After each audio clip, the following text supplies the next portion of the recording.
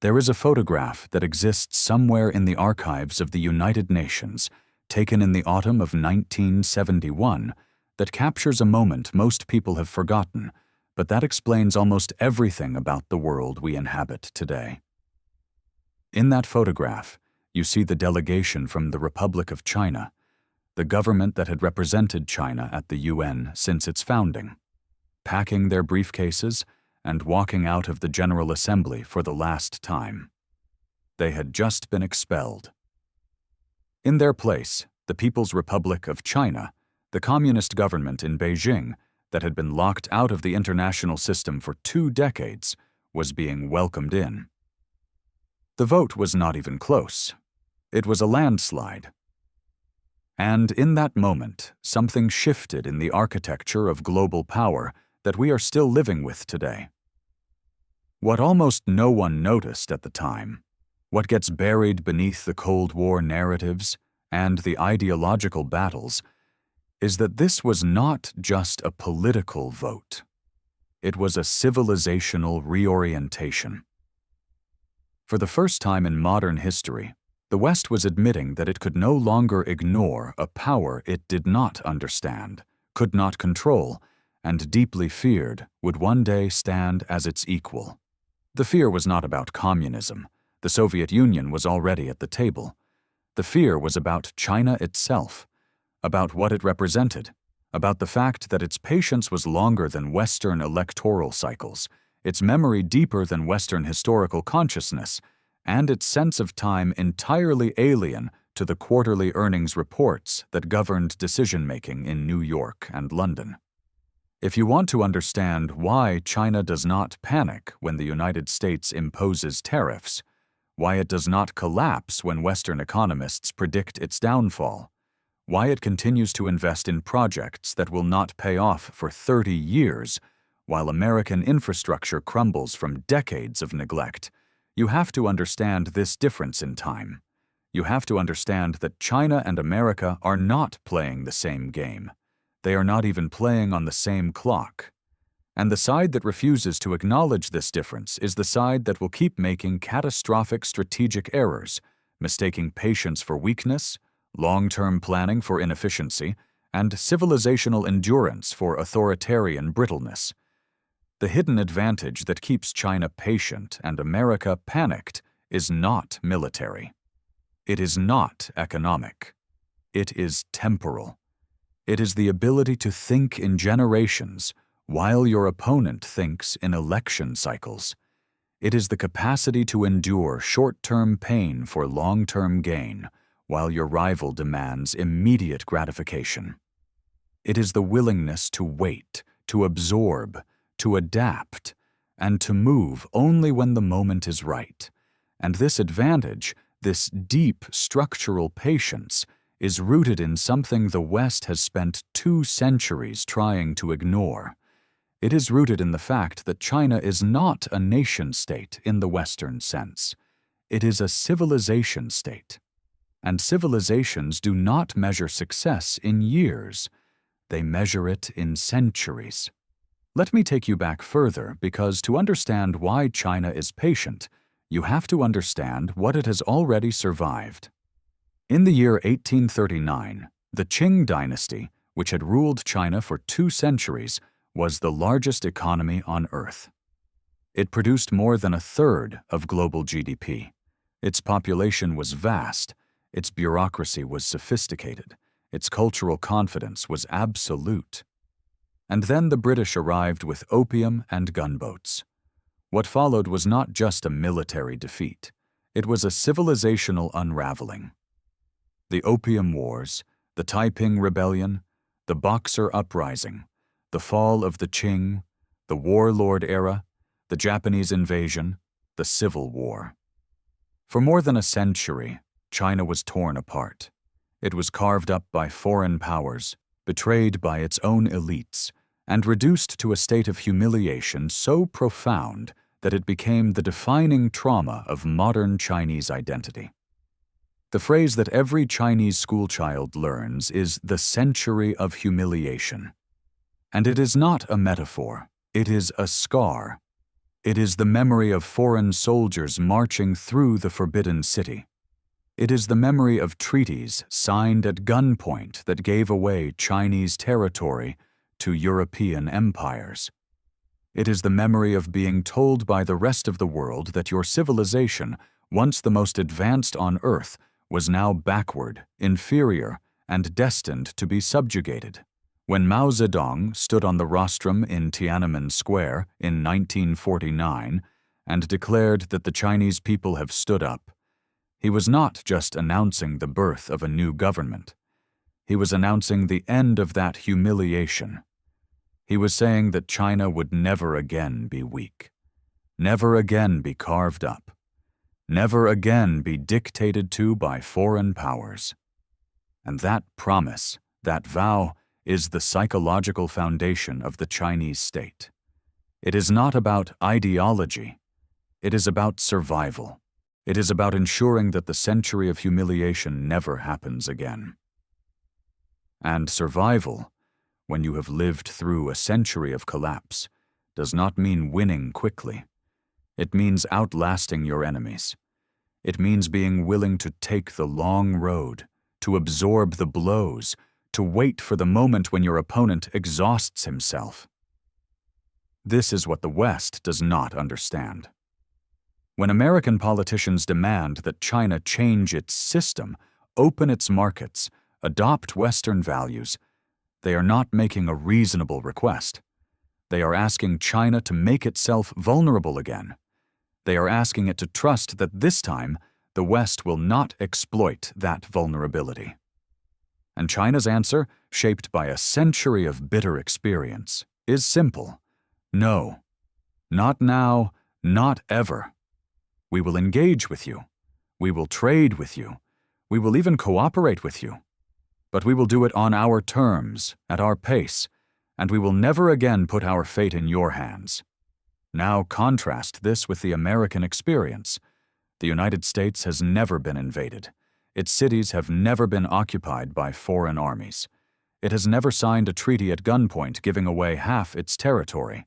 It has never experienced the collapse of its political system, the starvation of its people, or the carving up of its land by rival empires. America's entire historical consciousness is built on the opposite experience.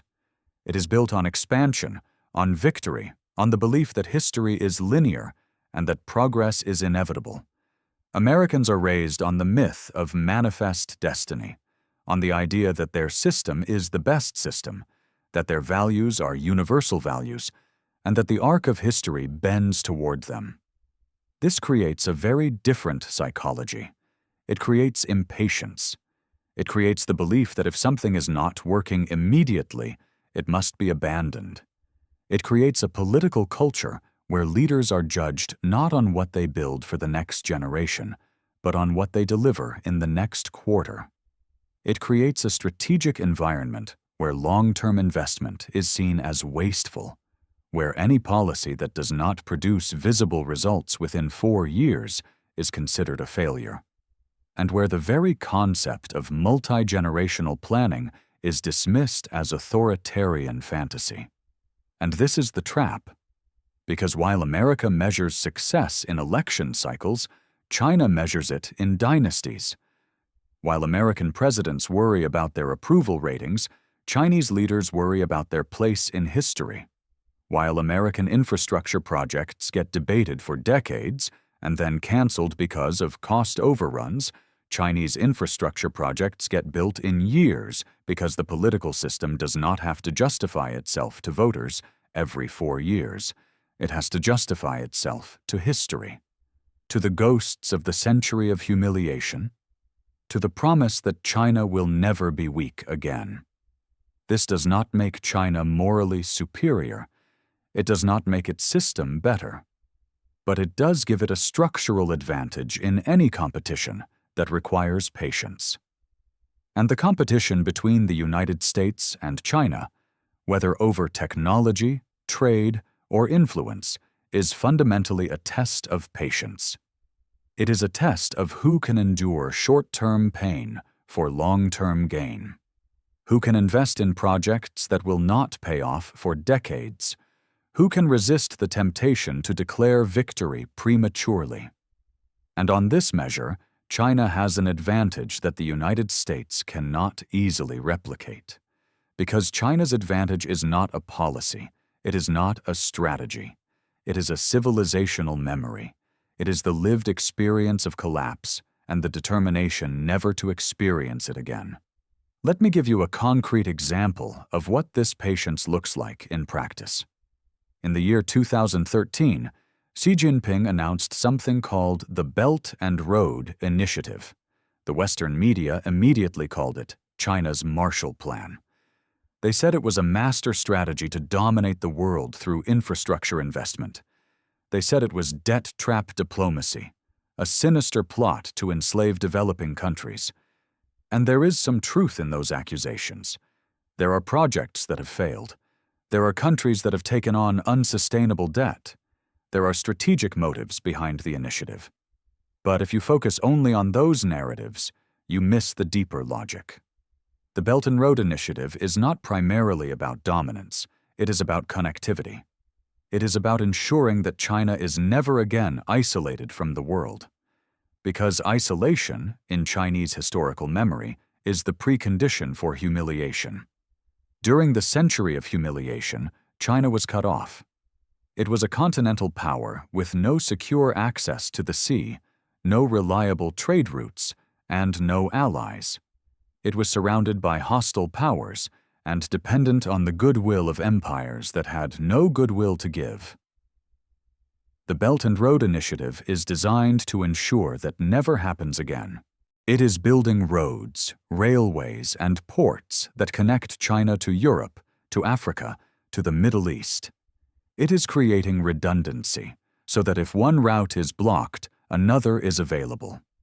It is building relationships, so that if one partner turns hostile, others remain friendly. It is not about conquering. It is about surviving. And here is the key point. The Belt and Road Initiative will not be completed in 10 years. It will not be completed in 20 years. Some of the projects being built today will not be fully operational until the middle of this century. And that is fine, because the people making those decisions are not worried about the next election. They are worried about the next century. They are thinking about what China will need in 2050, in 2070, in 2010. They are thinking about the lessons of history and the vulnerabilities of geography. And they are willing to spend trillions of dollars to endure criticism, to absorb losses, to build something that their grandchildren will inherit.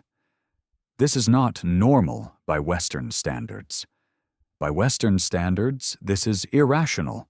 It is inefficient. It is the kind of long-term thinking that democracies are supposedly incapable of. And yet it is happening. And it is working. Not perfectly, not without mistakes, but it is working in the sense that China is more connected, more secure, and more resilient today than it was a decade ago. And that is the only measure that matters to a civilization that has spent a century learning the cost of vulnerability. Now let me show you the other side of this equation. Let me show you what happens when a society loses the ability to think long-term. In the year 2017, the American Society of Civil Engineers gave the United States a grade of D+ for its infrastructure. Bridges are crumbling. Roads are full of potholes. Trains are slow and unreliable. Airports look like relics from the 1970s. Water systems are contaminated. The electrical grid is fragile. And every few years, a report comes out saying that to fix all of this would require trillions of dollars of investment. And every few years, nothing happens. Why? Because infrastructure is boring. It does not win elections. It does not generate headlines. It requires raising taxes or cutting other programs, both of which are politically toxic. It requires convincing voters to pay for something today that they will not see the benefits of for a decade. And in a political system where leaders are judged every 2 years, where the opposition party will weaponize any tax increase, where short-term thinking is rewarded and long-term thinking is punished, infrastructure investment becomes nearly impossible. So the bridges keep crumbling, the roads keep deteriorating, and every few years, another report comes out with another D+ grade, and nothing changes. Now imagine you are a Chinese official watching this. Imagine you are sitting in Beijing, looking at the United States, the country that defeated the Soviet Union, the country that dominates global finance, the country with the most powerful military in history, and you see that it cannot even fix its own roads. You see that it cannot build a high-speed rail line. You see that it took more than a decade just to rebuild a single train station in New York. And what conclusion do you draw? You draw the conclusion that the American system, for all its wealth and power, is paralyzed, that it has lost the ability to plan for the future, that it is eating its own seed corn. And you think to yourself, we do not need to defeat this country. We just need to wait. We just need to keep building while they keep debating. We just need to stay patient while they panic. Because panic is what happens when a society realizes it is falling behind, but cannot agree on what to do about it. Panic is what happens when you see your rival building high-speed rail networks, quantum computers, and fifth-generation infrastructure. And you respond not with a plan, but with tariffs. Not with investment, but with sanctions.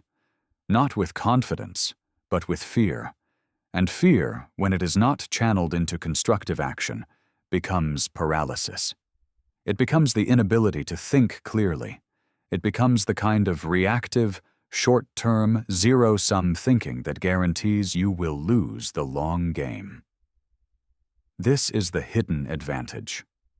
China is patient because it has learned, through the most painful experience imaginable, that patience is survival. America is panicked because it has forgotten, in its brief moment of unipolar dominance, that dominance is not permanent, that history doesn't end, that the world doesn't owe you victory, and that if you cannot think beyond the next election, you will eventually be overtaken by a civilization that thinks in centuries. Now, this does not mean China is destined to win. It does not mean the American system is doomed.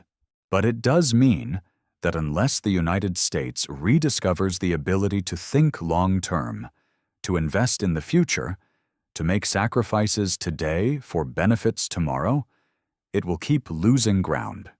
It will keep reacting instead of leading. It will keep panicking instead of planning.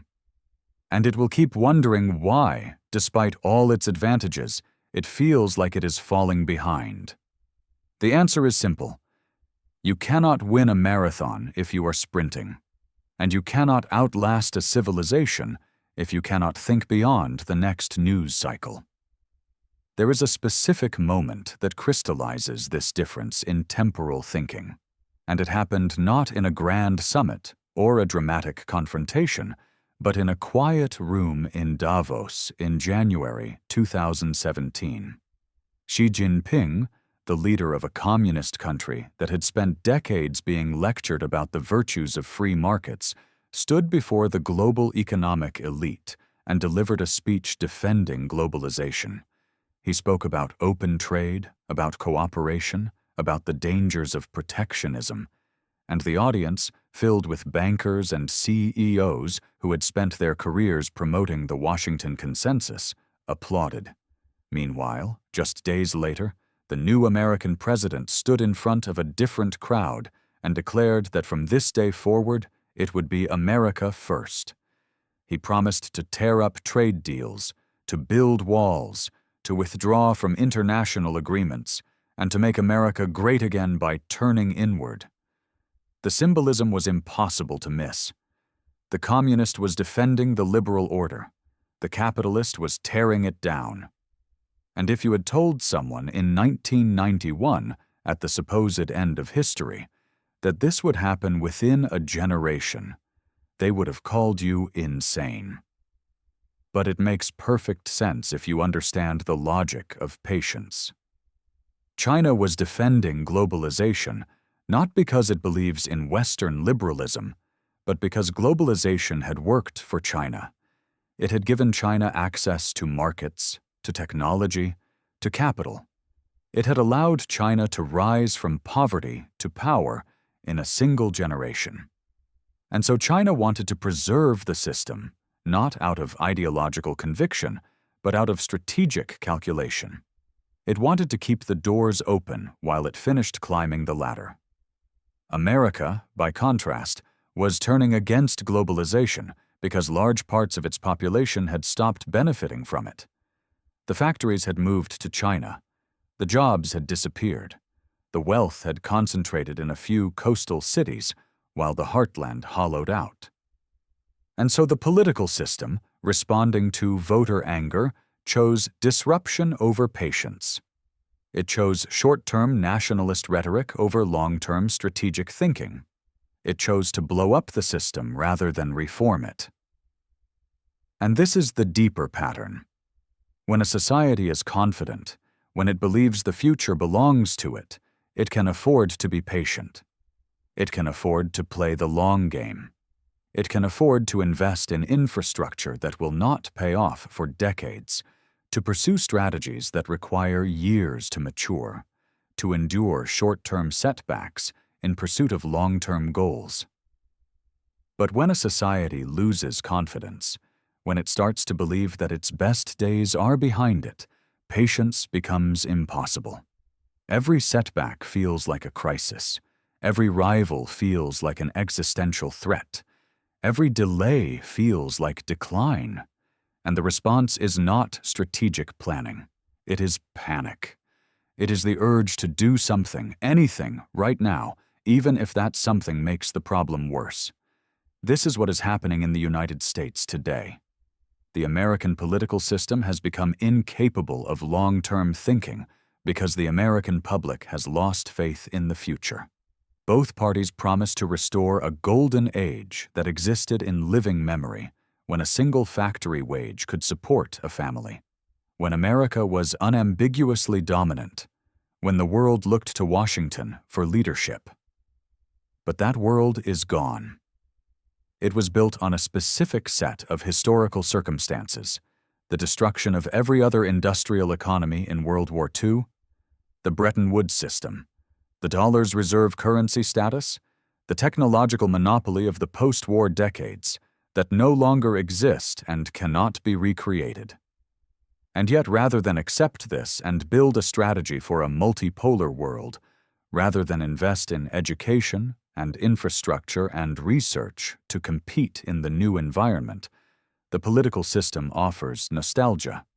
It offers the fantasy that the right leader, the right tariff, the right slogan can turn back the clock. And this fantasy prevents the kind of clear-eyed, patient, long-term thinking that would actually be necessary to maintain American competitiveness.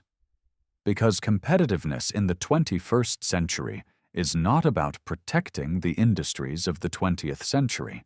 It is about building the industries of the 22nd century. And that requires investment that will not pay off for decades.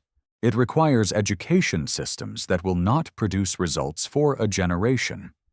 It requires infrastructure projects that will not be completed in any single presidential term. It requires, in other words, exactly the kind of patience that the American system has lost the ability to sustain. Let me give you another concrete example of what this looks like. In the year 2015, China announced a policy called Made in China 2025.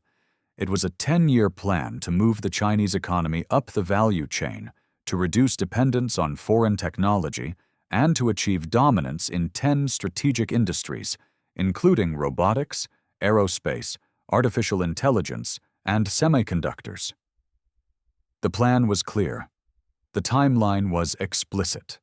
The resources were committed. And the message to the world was simple. We are coming for the high-tech manufacturing that currently belongs to Germany, Japan, and the United States.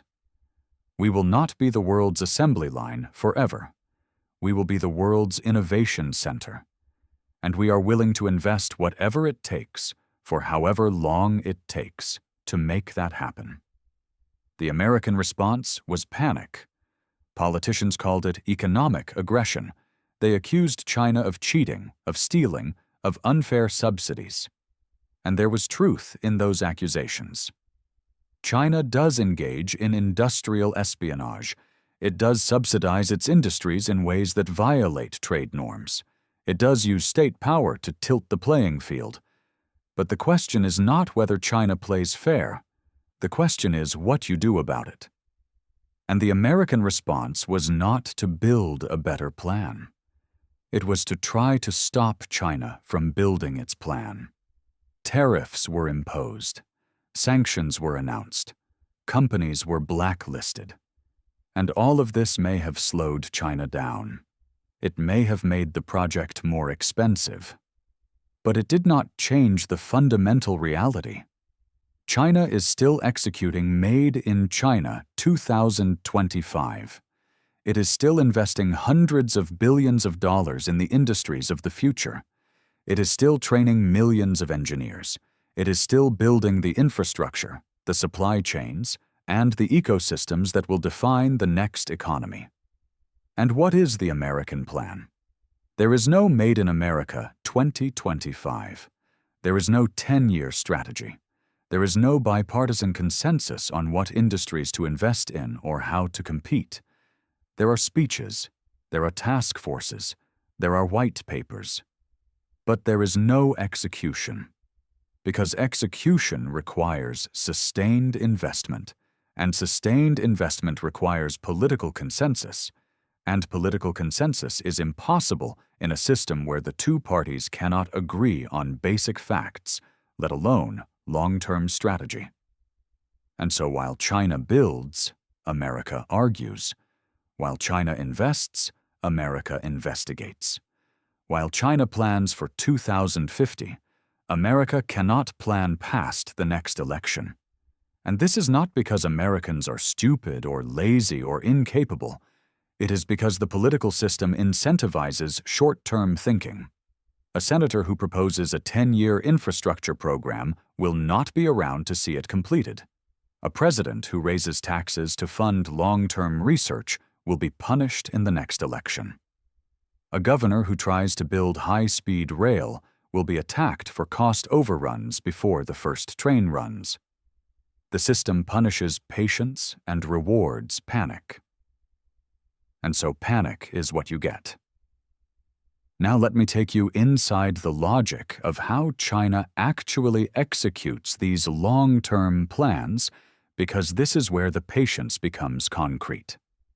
In the Chinese system, there is a concept called cadre rotation. Local officials, the mayors and party secretaries who run cities and provinces, are not elected. They are appointed by the central government. And they are rotated every few years to different positions, different regions, different levels of the hierarchy. This creates a very specific incentive structure.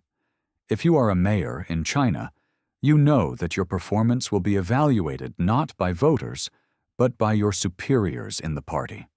And you know that if you perform well, you will be promoted. If you perform badly, you will be demoted or purged. And you know that performance, historically, has been measured by GDP growth. But here is the key. You also know that the projects you start today will not be completed during your tenure. The high-speed rail line, the new industrial park, the technology hub, these things take years to build. And by the time they are finished, you will have been rotated to a different city. So why would you invest in them? Why would you start a project that your successor will get credit for? The answer is that the system evaluates you not just on what you complete, but on what you initiate. not just on the GDP growth you deliver today, but on the foundation you lay for the growth that will come tomorrow.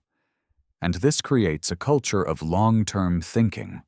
You plant trees under whose shade you will never sit, because planting trees is how you get promoted.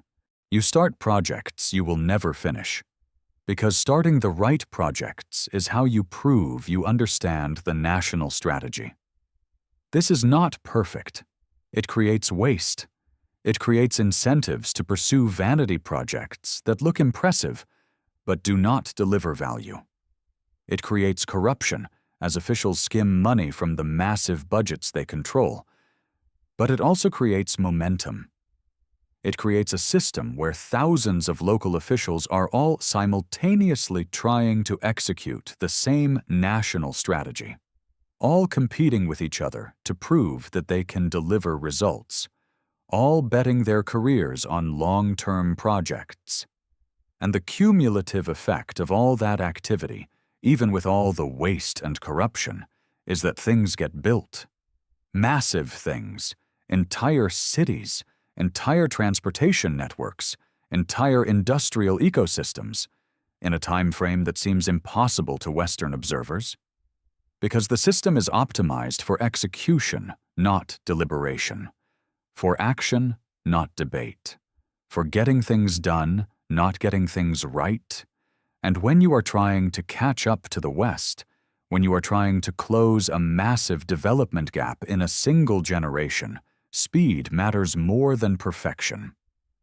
Building something that is 80% as good as the ideal solution, but doing it in a quarter of the time, is often better than spending years deliberating over the perfect solution and never building anything at all. Now, contrast this with how infrastructure gets built in the United States. Let us say you want to build a high-speed rail line connecting two major cities. First, you need political consensus. You need to convince the federal government, the state governments, and the local governments that this is worth doing. You need to convince them to allocate funding. And because funding is scarce, and every dollar spent on rail is a dollar not spent on something else, you need to fight off every other interest group that wants that money. Then you need environmental reviews. You need to assess the impact on wetlands, on endangered species, on air quality, on noise pollution. And this is not a formality. This is a process that can take years, because every environmental group has the right to sue if they think the review was inadequate. Then you need land acquisition. You need to buy the land from thousands of private owners. And if even one of them refuses to sell, you need to go through eminent domain proceedings, which means more lawsuits, more delays, more costs. Then you need permits. Hundreds of them, from dozens of different agencies, each with its own rules, its own timelines, its own approval process. And at any point, any one of those agencies can say no, and the entire project stops. And then, even if you clear all of those hurdles, you need to secure the construction contracts, manage the contractors, deal with cost overruns, deal with political changes as new governors and new presidents come in with new priorities, and hope that the public does not lose patience and demand that the project be canceled. The result is that projects that should take 5 years take 20 years. Projects that should cost $5 billion cost $20 billion. And many projects, after years of planning and millions of dollars spent on studies, never get built at all. This is not because Americans lack engineering expertise. It is not because the country lacks money. It is because the system is designed to prevent things from happening. It is designed to give every stakeholder a veto.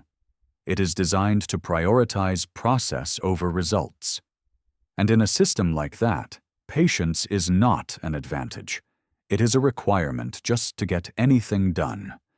But the problem is that while you are spending 20 years building one high-speed rail line, China is building 20 high-speed rail lines. And by the time yours is finished, the technology is already outdated, the costs have spiraled, and the public is so exhausted by the process that they never want to try again.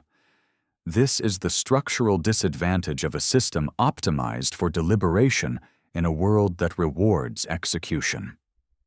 And it is not clear how you fix this without fundamentally changing the system. Because all of those checks and balances, all of those vetoes, all of those lawsuits, they exist for good reasons.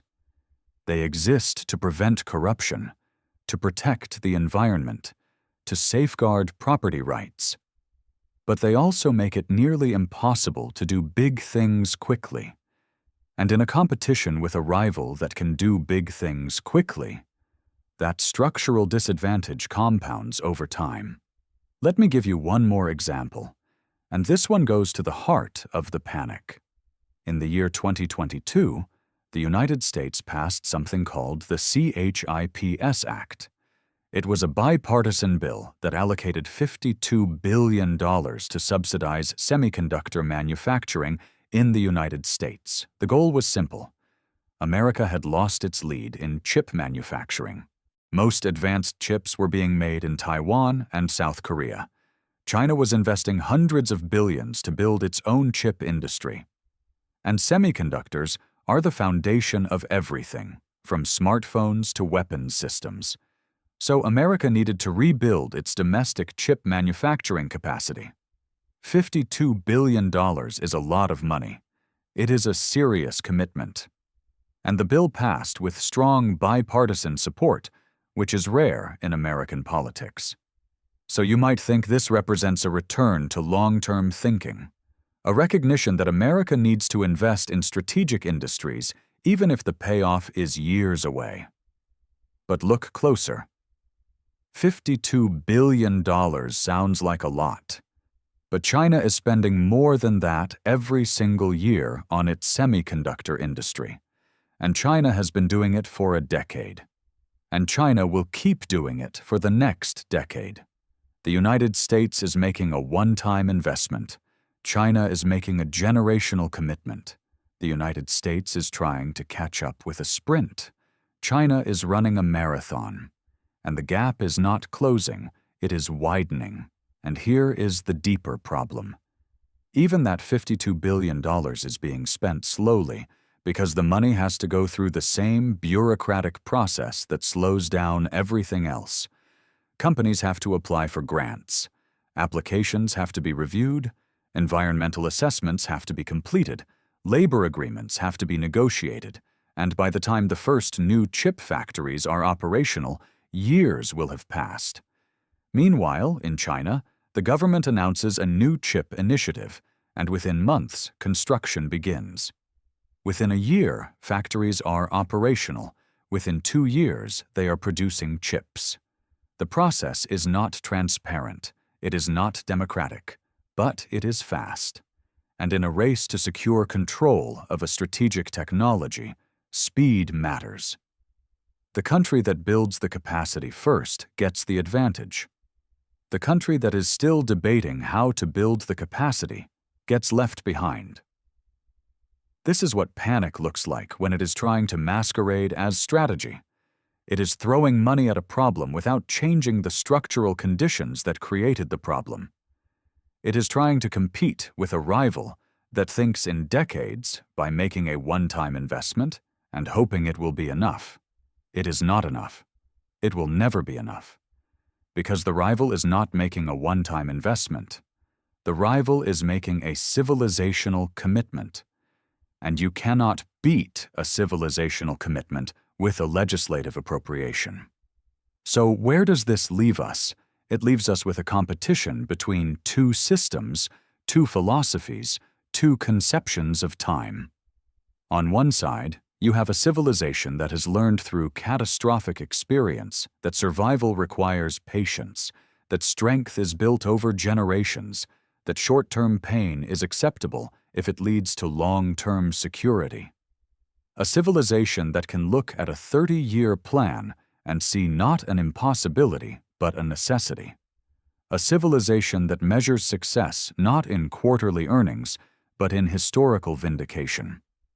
On the other side, you have a society that built its power on audacity, on innovation, on the belief that the future could be shaped by will and action, a society that achieved dominance so quickly that it forgot dominance requires maintenance, a society that became so rich that it assumed wealth was permanent, a society that is now discovering that when you stop investing in the future stops belonging to you.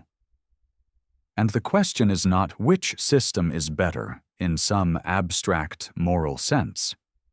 The question is which system is better suited to the demands of this specific historical moment. And this specific historical moment rewards patience. It rewards the ability to absorb short-term costs for long-term gains. It rewards the ability to think beyond election cycles and profit margins. It rewards the ability to build infrastructure, to train workforces, to develop technologies that will not pay off for decades. And on that measure, China has a structural advantage. Not because its system is more just, not because its government is more legitimate, but because its system is optimized for exactly this kind of competition. Does this mean America is doomed? No. It means America needs to rediscover something it once knew. It needs to rediscover the ability to think long-term, to invest in the future, to make sacrifices today for benefits tomorrow. America once knew how to do this. It built the interstate highway system, a project that took decades and cost billions because leaders understood that connectivity was strategic. It built the Apollo program, a project with no immediate economic return, because leaders understood that technological leadership mattered. It built the public university system, a project that educated generations, because leaders understood that human capital was the foundation of prosperity. America knew how to be patient. It knew how to invest. It knew how to think beyond the immediate. And it needs to remember, because the alternative is not just losing a competition with China. The alternative is losing the ability to shape the future at all. The alternative is becoming a spectator in a world being built by others. The alternative is waking up in 20 years and realizing that all the critical technologies, all the strategic industries, all the infrastructure of the future were built by someone else. And at that point, patience will no longer matter, because the game will already be over. The hidden advantage that keeps China patient and America panicked is not a secret. It is a choice.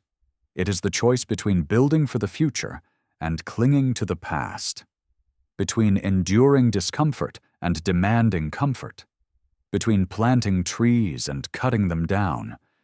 And right now, one side is planting, and the other side is panicking.